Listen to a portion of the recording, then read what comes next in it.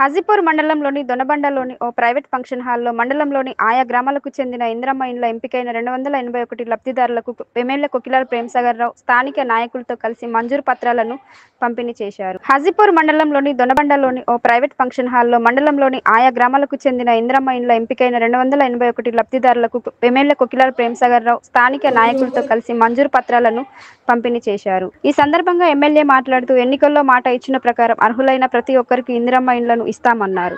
అర్హులందరికీ ఇందిరమ్మ ఇళ్లు మంజూరవుతాయని ఎవరు కూడా ఆందోళన చెందొద్దని విడతల వారీగా ప్రతి ఒక్క లబ్ధిదారులకు అందిస్తామని అన్నారు. ఇందిరమ్మ ఇండ్లు నిర్మించుకునే లబ్ధిదారులకు ఉచితంగా ఇసుక, మొరం ఇవ్వనున్నట్లు తెలిపారు. నియోజకవర్గంలో కార్పొరేట్ స్థాయిలో విద్య, వైద్యం అందించేందుకు కృషి చేస్తున్నట్లు తెలిపారు. ఇందిరమ్మ ఇండ్ల కొరకు రాజీవ్ యువ వికాస్ మంజూరుకు రాజకీయ నాయకులకు గాని అధికారులకు గాని ఎవరు కూడా డబ్బులు ఇవ్వద్దని లబ్ధిదారులకు కోరారు. ఒకవేళ ఇచ్చినట్లు తెలిస్తే లబ్ధిదారులపై చర్యలు తీసుకుంటామని హెచ్చరించారు. బీజేపీ, బీఆర్ఎస్ నాయకులు కలిసి తనపై ప్రెస్ మీట్లు నిర్వహిస్తున్నారని ఎద్దేవా చేశారు. రాజకీయ ఉనికిని కాపాడుకోవడానికి తనపై బీజేపీ, బీఆర్ఎస్ నాయకులు తప్పుడు ఆరోపణలు చేస్తూ ప్రచారం చేస్తున్నారని మండిపడ్డారు.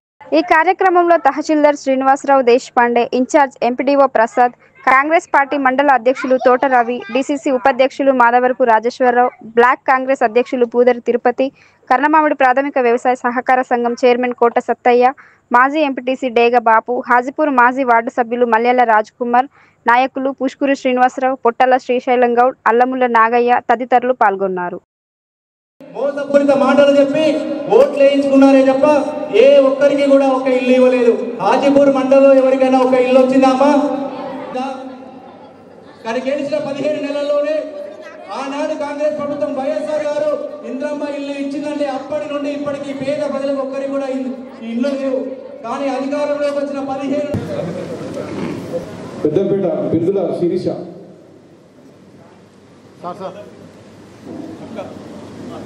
బుద్దిపల్లి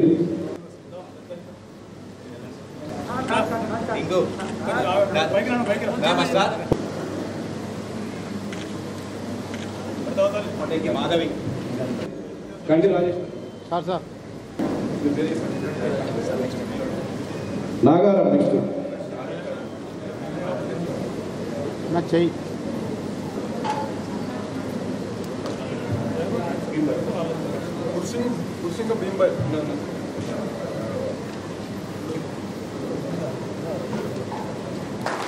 ఈరోజు నిజంగా సంతోషంగా ఉన్నది. ఎందుకంటే గడిచిన 10 సంవత్సరాల నుంచి డబుల్ బెడ్రూమ్ ఇస్తామని ఎన్నికల్లో చెప్పి ఆ తర్వాత బొమ్మలు తీసుకొచ్చి ఆ తర్వాత కాగితాలు తీసుకొచ్చి ఆ తర్వాత వీడియోలు చూపించి అందరినీ మోసం చేసి 10 సంవత్సరాలు ఒక ఇల్లు ఇవ్వకుండా మోసం చేసిన వాళ్ళు. మోసంతో పాటు ఈ ఇల్లు వచ్చినట్టే కొంత కలెక్షన్లు కూడా అయిపోయింది చాలా చాలా గల్లో. ఈ రకంగా మోసం చేసిన వాళ్ళను ఇంకా చాలా రకాలుగా మోసం చేసి అంత లోపలికి పోకుండా వాళ్ళని మీరు అందరూ మా వాళ్ళను వెళ్ళగొట్టమని చెప్పిన ఆల్రెడీ మీరు వాళ్ళు ఊళ్ళలోకి రానియకుండా ఎన్నికలనే పొంగునాడని చెప్పి ఊరు బయటకు పంపించే సంగతి వాళ్ళకి మర్చిపోయినట్టు మా కార్యకర్తల నాయకులు ఆల్రెడీ మీరు వెళ్ళగొట్టేసారు. లోపలికి వెళ్ళగొట్టు బయటకు వెళ్ళగొట్టు కాబట్టి వాళ్ళకి ఏది దిప్పుడు కాలం లెక్క నడుస్తుంది. ఇప్పుడు అయిపోయిన అన్నీ అయిపోయినాయి. ఎక్కడే అది 4 ఎటువంటి తిరిగి వాళ్ళకి ఏమన్నా అవన్నీ పట్టించుకునే పరిస్థితి లేదు. ఈ మనం మొన్న గుడిపేట కాలేజీకి వచ్చి కూడా నేనే శాంక్షన్ చేసిన ఆ కేసీఆర్ 500 కోట్లు ఇచ్చిందని చెప్పాను. కేసీఆర్ 500 కోట్లు ఇచ్చి మరి అప్పుడే ఇన్నోవేషన్ అయిపోతుంది కదా. నేను వచ్చినప్పుడు భూమిలో ఉన్నది. నిన్న అయిపోయింది. మొన్న ఇక్కడికి లక్ష్మీపేట హాస్పిటల్ పోయి నేనే శాంక్షన్ చేసినాను చెప్పింది. ఇక ఆయనకు అన్నట్టు నేను చెప్పదలుచుకోలేదు కానీ ఆయన అన్నాడు నాకు అది పిసలేసినట్టు నాకు పిసలు ఇవ్వలేదు. మంచి 25 కిలోమీటర్లు నడుపుతాడు. పిసోడు కూడా 25 కిలోమీటర్లు నడుపుతాడు. పిసలేసిన వేరు 25 కిలోమీటర్లు నడుచుకోలేదు. దాని గురించి సమయం వేసి చేసుకోలేదు. మళ్ళీ వచ్చినప్పుడు మీరు చూసుకోవాలి. అలా 12 ఎన్నికలలో సగం చూపించి మొత్తం చూపిస్తే కథ బంద్ అయిపోతుంది. కాబట్టి ఇట్లా బంద్ అయిపోయినాయి. ఏం చేయాలని అర్థం కాని పరిస్థితులలో ప్రజలు తీసేసిండ్రు. ఆఖరకు పేపర్లో టీవీలో కూడా మర్చిపోతారని అప్పుడప్పుడు టాప్ కూడా పెట్టి పేపర్ టీవీలో కనపడే కార్యక్రమం చేస్తాను. ఇక బీజేపీలో తెలిసిందల్లా ఒకసారి రాముడు, ఒకసారి భీముడు, ఇంకోసారి కృష్ణుడు, అడ్డబొట్టు, పొడుగు బొట్టు, లేకపోతే కళ్యాణం కాకముందు ఈ భారతదేశంలో హిందువులు ఎవరన్నా కళ్యాణం కాకముందు అక్షింతలు ఎత్తారు. కళ్యాణం అయినాక పసుపు కలిపినాక అక్కడ రాములవారి కళ్యాణం అక్షింతలు వేసిన తర్వాత ఆ అక్షింతలు పంపడం అనేది ఆనవాయితీ. అది ఆగమ శాస్త్రం కానీ చట్టం అన్నీ చెప్తాయి. వీళ్ళు ప్రచారం కోసం కళ్యాణానికి నెల రోజులు ఉండగానే మొత్తం ట్రైన్లలో అక్షంతలు పంపి లారీలలో పంపించి పాకెట్ తెచ్చి ఇల్లు తిరిగి అక్క చెల్లెలు ఉచితంగా ఉసుకిపిస్తాం, మళ్ళీ ట్రాక్టర్లో తెచ్చుకుంటే మీకు ఆ ఇబ్బంది లేదు, ఏ రకమైన కష్టపడ వస్తుంది.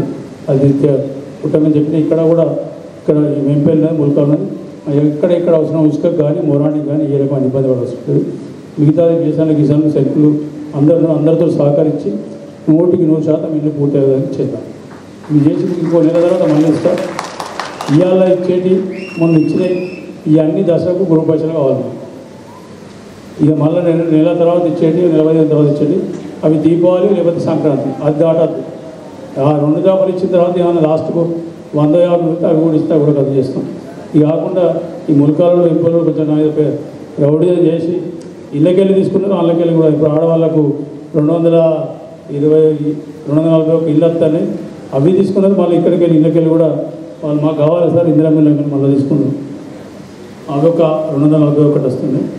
మీకు ఏ రకమైన కాలనీలు కానీ ఎక్కడున్నా మంచి సౌకర్యాలు చేస్తాం. మీరు ఇళ్ళలో ఉండే విధంగా చేస్తాం. ఏదైతే సమస్యలు మీకు ఉన్నాయో 600 స్క్వేర్ ఫీట్ పైన బాత్రూమ్ లాంటిని కూడా బయట కట్టుకుని ఏర్పాటు చేస్తున్నాం. అది మాట్లాడుతుంది తీసుకొని వస్తే పర్మిషన్. గద్దె మెట్లు కూడా బయటికి వెళ్ళి పెట్టి ఏర్పాటు చేస్తుంది. దాని ద్వారా 5 స్క్వేర్ ఫీట్ ఎక్కువైనా కొందరికి ఇప్పటికి అయినాక బిల్లు రాలేదంటే వాళ్ళకు కూడా ఇబ్బంది. ఒక వారం రోజుల లోపల ఆ సమస్య పరిష్కరించి వాళ్ళకి బిల్లు చేయకపోవడానికి చేస్తాం. మీరు మాకు కావాల్సింది కూడా మీరు కట్టుకుంటే సంతోషం, అని ఉంటే సంతోషం. మీరైనా ఇల్లు కట్టుకొని మీరు ఉంటే ఖచ్చితంగా మేము ఉన్నందు రోజులు మీరు ఉన్న రోజులు మర్చిపోరు.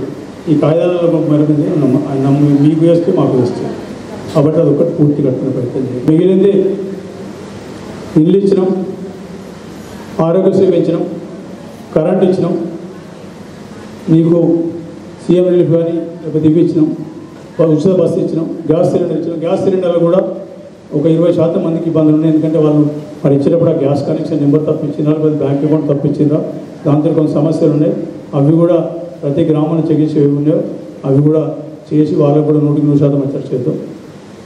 ఇలా అది తృప్తి ఏంటంటే కరెంటులో రాష్ట్రంలో మొదటి కాన్స్టిట్యూన్సీ మన 93% తోటి రాష్ట్రంలో ఆ విద్యుత్ శాఖ మంత్రి డిప్యూటీ సీఎం కన్నా కూడా మనమే ముందున్నాం.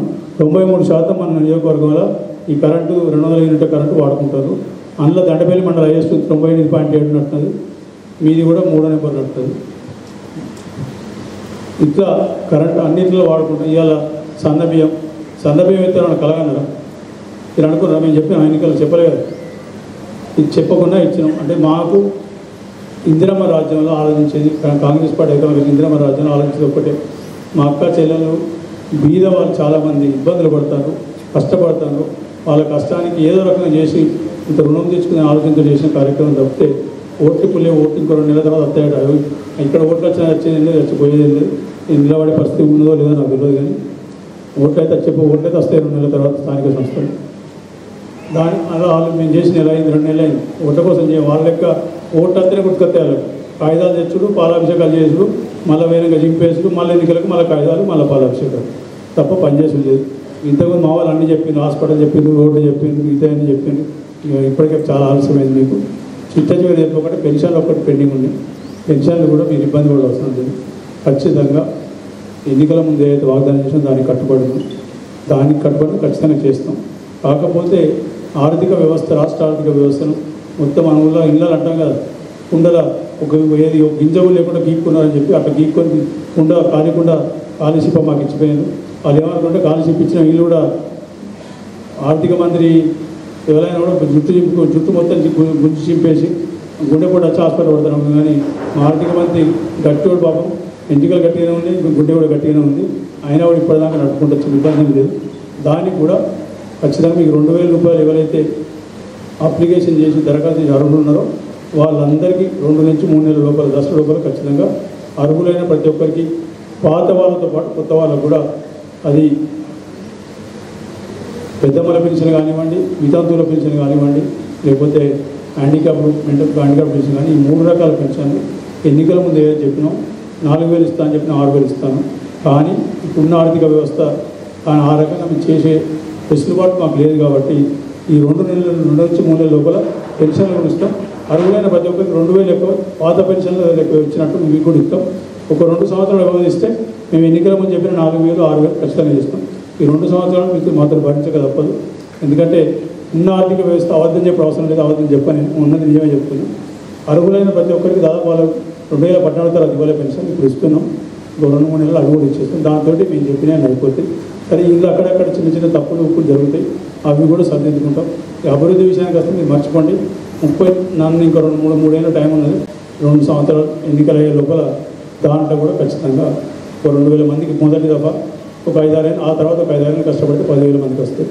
మనం బయట వాళ్ళకి ఉద్యోగాలు ఇచ్చే పరిస్థితి మనం వస్తాం. ఇది వాస్తవం. మిగిలింది ఇంటర్నేషనల్ ఫిష్ పాండ్ దేశంలో మొట్టమొదటి మన దగ్గర అయింది, శాంక్షన్ అయింది. ప్రభుత్వం కేంద్ర ప్రభుత్వం డబ్బులు కూడా వచ్చినాయి, కానీ ఈ ల్యాండ్ ఒకటి ఉంది, అది ఇంకో నాకు 6 రోజులు క్లియర్ అయిపోతే దాంట్లో కూడా 200 నుంచి 250 మందికి ఈ ఎవరైతే గంగపుత్రులకు కానీ ముదిరాజులకు కానీ ఎవరు ఇది కాకుండా మిగతా కులాల వాళ్ళు కూడా చేపలు ఎవరైతే పడతారో వాళ్లకు నేరుగా వాళ్ళకు ఉద్యోగం వచ్చే ఏర్పాటు ఉంది. ఆ తర్వాత మిగతా ప్రైవేట్ వాళ్ళు కూడా ఫిష్ పాండ్స్ పెట్టుకొని చేసుకుంటే వాళ్ళ చేపలు వాళ్ళే ఉంటారు. సో అది ఒక మంచి వ్యాపారం చేసుకునే అవకాశం ఉంది. ఇది కాకుండా మిగతా ఇంకా చాలా చెప్పాలని కానీ నాకు కూడా ఆకలిపోయింది, మొత్తం మాట్లాడలేదు. మళ్ళీ వచ్చి మీరు కలిసి నాకు మీతో ఎంతసేపు మంచి కలిసి ఉంటే సంతోషం అనిపిస్తుంది.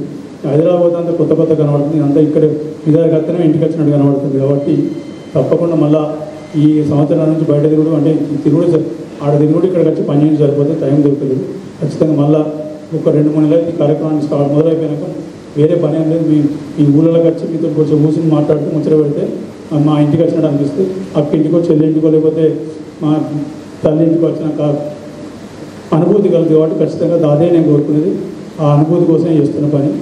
ఇక్కడ ఈ ప్రాంతం నాకు ఏది ఇచ్చిందో దాన్ని తిరిగి ఇచ్చి రుణం తీసుకొని చేస్తున్నారు. వేరే ఏ కార్యక్రమం లేదు. నేను పేరు వాళ్ళని కోరుకుంటే నేను ఉన్నా పోయినా 50 సంవత్సరాలు 100 సంవత్సరాల తర్వాత పలాయన చేసిన అది తప్ప ఇంక ఏది నేను ఆశిస్తే నాకు ఏది అవసరం లేదు. అది కూడా చేస్తున్నాం. అంటే ఎకరం వ్యవసాయం చేస్తే ఒక 3 లక్షల రూపాయలు వాళ్ళకు ఆదాయం తీసుకురాగలిగితే రైతు బిడ్డ ఎవ్వరు కూడా ఉద్యోగం అడగదు. ఆ రకంగా దాన్ని కూడా 3 పంటలు ఎక్కువ చేసి ఏమేమి చేస్తే డబ్బులు వస్తాయి, పశువులు పెంచుకుంటే పాల కింద వస్తాయి, ఇవన్నీ చేస్తున్నాం.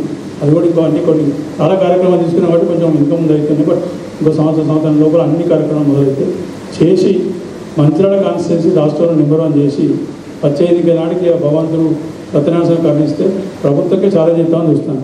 మంత్రాలకు నియోజకవర్గానికి ఈ పెన్షన్ ఇచ్చినప్పుడు మీరు మా ఏమేం చేసుకుంటాం, మా దగ్గర మేము చేసుకుని మేము చేసుకుంటాం అనే పరిస్థితి రావాలని కోరుకుంటాను. తప్పకుండా ఆ భగవంతుడు ఆశీర్వదిస్తారని కోరుకుంటున్నాను.